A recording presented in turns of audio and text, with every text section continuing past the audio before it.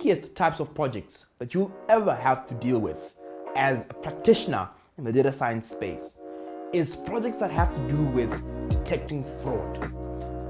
There's a weird thing that happens where it's a cat and mouse race between, the entity that's trying to detect this fraud and the bet players. And the worst possible thing is that the bet players are always a step ahead. We actually found this out when we were working with a company in the insurance space. For them, they were trying to figure out how exactly can we be able to get to a point whereby we optimize for customer experience. Now, the thing was that a lot of their processes, they had managed to make them digital. They'd managed to make onboarding digital. They'd managed to get to a point whereby, the customer would not really have to come to the division or the branch physically. And, for their claims, for example, people could actually send them over online. But the problem is that they ended up taking a long time to be able to assess claims because of the fraud problem. So typically what they would have to do is, after every, say for example, a death claim or a car insurance claim, they'd actually have to have physical human assessors come in and check, if all the documentation is in order, number one. Number two, actually have them go and check if there's any fraudulent behavior that might be suspected for escalation purposes.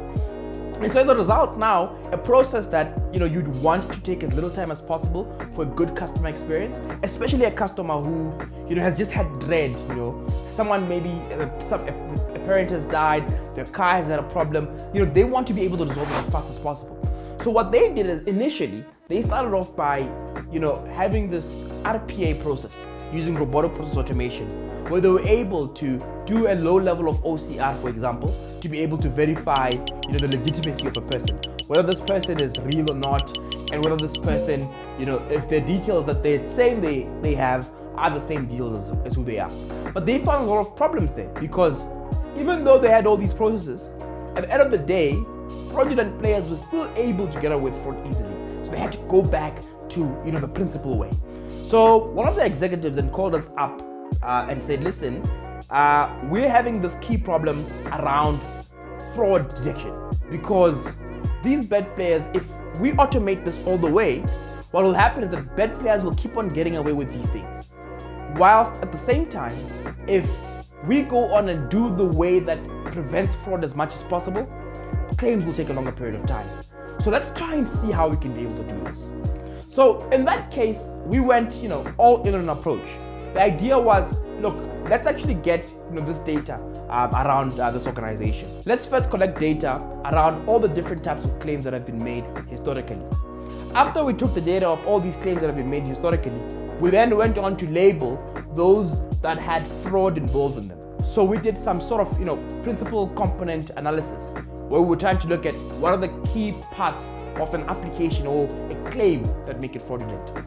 And then from there, we then went on to label those key parts. And then from there, we then were able to now run different types of models now to look at what kind of behavior that looks like. And from there, worked on clusters. So we had now key clusters that showed this is where the fraud might be sitting at. And now we ran this model, we did all this, and upon testing, whether or not this works in the real world, we realized that this problem was more complicated than we thought. Because whilst a claim might be fraudulent, quote unquote, a lot of the bet players, they always have a way to legitimize things. So whilst we try to cluster, we realized that we had so many different types of clusters and how these guys are doing the fraud. So because of that now, that made it very, very difficult for us to be able to pin into key areas. So we had to take a bit of a step back there now when we were testing to say, okay, since we've had all these key problems over here, let's look at, how does this fare out, when we have different types of bet players who are trying to do this fraudulent activity. And we realized that after, building for this, we had so many problems because there were so many things that were unaccounted for and different approaches that were, in the 10% of the validation data that we had, where we realized that, okay, solving this problem is not going to be a classical issue, where we're going to say, define fraud, show the model what fraud looks like, and then whenever it sees that, then it does that. We had to then figure out and say, let's take a bit of a step back and actually work through this on a step-by-step approach. So the step-by-step approach allowed us to now be able to say, okay, what is fraud? fraud is, whilst it doesn't happen, with majority of the transactions, fraud will typically happen with a very, small number of transactions, but usually it will make a big impact in terms of, how the financial loss of the firm will look like. So what we had to do is we had to look at what does fraud look like? What are the different levels at which fraud can occur? So we identified 3 key areas that we were looking at. The first area of fraud that we had to look at was, let's look at identity fraud, where somebody is not who they say they are. How do we manage and optimize for that? Because it's very critical to make sure that the customers that you're dealing with are really who they are. And the only way to do this before had been with physical KYC. So what we had to do on the first layer and stage there was to go at application level in the system that they had to say, no, listen, we're actually going to introduce computer vision at the very first levels of interaction. So we were now introducing computer vision to be able to actually allow a customer to onboard, take a picture of themselves, an immediate picture of themselves, and then upload a picture of their ID or passport copy, and then run a computer vision model for facial recognition that will be able to find if the features on the two were similar. So we were working with a number of about 90%. If we could find a 90% similarity between the two, then we'd say that the customer could go on to register themselves as a customer, because we could confirm, to at least a degree that this customer is real. And what we did as well is that we were running it in such a way that whenever a customer uploads a picture, we had to make sure that the picture has been taken less than 15 seconds from the time it was uploaded. All these are, the key things that we're trying to do to make sure that we minimize the possibility of fraud at an identity level. The second thing that we also had to do was we had to make sure that we went through each of the key parts of what a good document looks like. So for example, we ran different types of models where we were looking at what does an ID copy look like, what does an authenticated ID copy look like, and for us to be able to just make sure that all these key documents that we were using were okay. At the same time, there was the possibility of connecting to a national database that will be able to show us what the real information of a customer is. But the problem is that this is unfortunately, the Omang database was not open for everybody yet. I think by the time we air this will be rectified. But the thing was, we still had that problem there as a blocker. So at the end of the day, we had to find some way of resolving it. So in terms of identity and authenticity of documents, this is how we're currently doing it, and how this is how we're playing around with it. And so the idea was, it's not going to be perfect, but it's going to help us to at least eliminate a majority of these kinds of issues. And an amateur fraudster wouldn't be able to go through our systems, if I can say. And so the idea was, if the model has a high probability or confidence interval that this particular thing is real, then what we'll do is we would then make sure that that particular person can go through. So we were working with about 90% accuracy or so. So the idea was, if it's 90% sure, then it can continue, and that will be green. If it's amber, less than that, we'll then say, okay, let's have a human being actually do a video call of sorts for us to be able to check. And then red, that's when we would say, no, we want to actually see the physical documents, either by visitation to the branch or any of those kinds of things. And those are some of the parts of how we dealt with that. The second part was now at a claim level. So what did a claim that is fraudulent actually look like?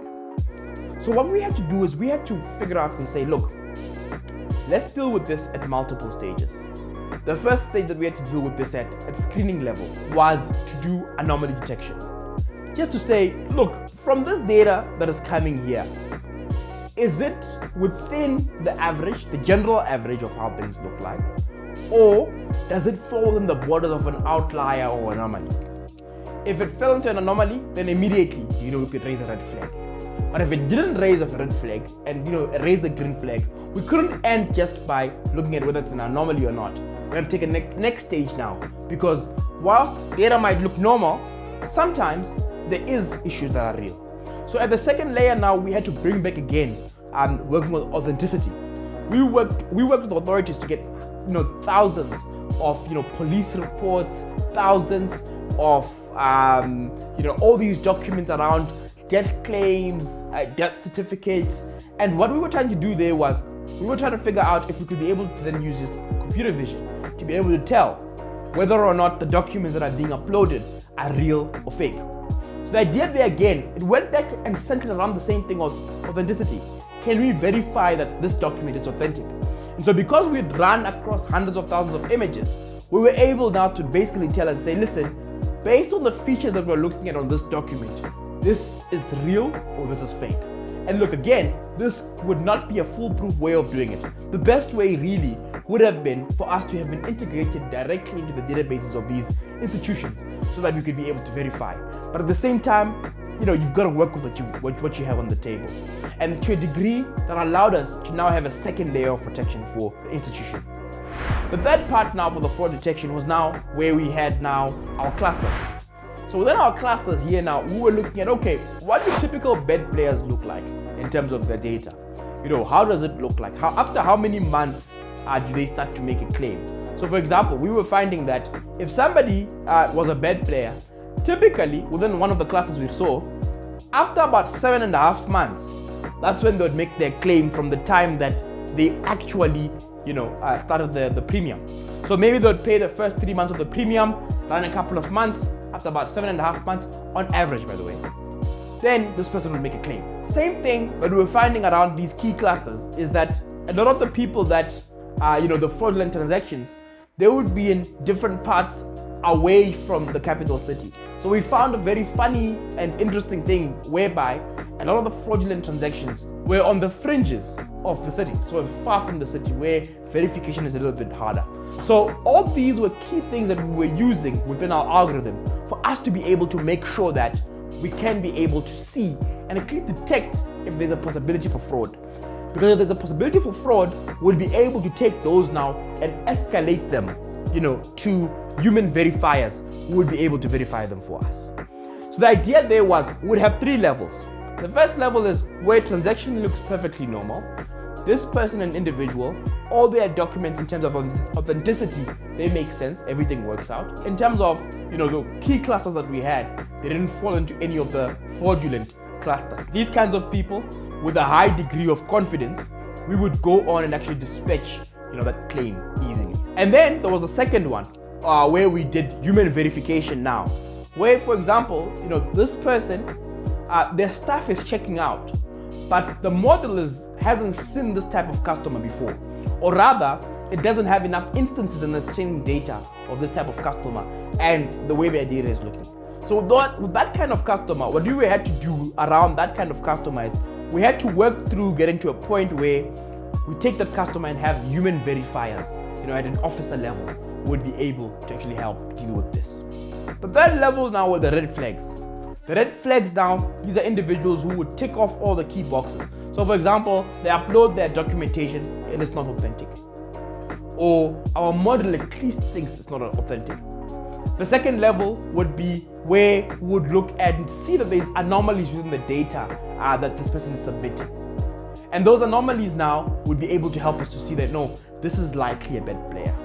And the third thing as well is where this kind of customer or person would fall within the key clusters that we identified fraud in. Or even if they didn't fall into that particular key cluster, would be able to actually detect that and work through it. So because of that, we really felt that this was a very comprehensive solution that could solve the problem. And to a large extent, we were able to make sure that all the different types of good customers, they could be able to get their claims paid out pretty fast and much, much faster than the rest of the market. But at the same time, fraudulent players were still able to go around the system to an extent. So what we had to do is we had to actually continuously work between the AI algorithms and the human beings for a lot of reinforcement learning, where we would continuously label, would continuously have that human computer interaction and human computer what I can call cooperation, where the two would really just be working together to make sure that we'd have a better way to detect and actually attack fraud. So ultimately now, this is now a project that's a continuous project.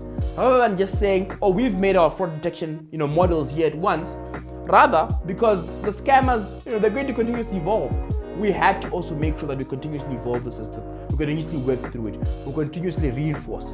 And whilst not perfect yet, we were able to actually achieve the ultimate vision, which was for us to make sure that customer experience is really good and smooth for the customer, whilst also making sure that, at least to a very high extent, we are maintaining compliance, and we are ensuring that there's a very low degree of fraud that goes undetected. So I think whilst it's very tricky to be able to figure out how to do this, it's always important, as we've discussed in today's episode, to always make sure that you take a comprehensive look at how you do the work. And the approach really is going to depend from organization to organization. It's going to depend on how much data is available. It's going to depend on the willingness, of the organization to really build something, bespoke and that works for them. But at the end of the day, the main point remains that when doing fraud detection, don't make that mistake that we made at the beginning, where you just make an assumption, about a data science approach that could solve the problem. But rather, you need to be able to put yourself in a position where you go into the actual shoes, of what a fraudster would look like, and then really build from that kind of perspective. And now then work through, how you can be able to make sure that it's comprehensive enough to cover the bases. Thank you once again for joining me on today's episode. I really hope that you're learning a lot from some of the key experiences that I've had as a practitioner in this field for the last 5-6 years. And as we go and journey on, these discussions and how we can be able to build, the idea really is for us to come together and get to a point whereby we can be able to give each other best practices that will help us serve our clientele better. Thank you. Have a good day.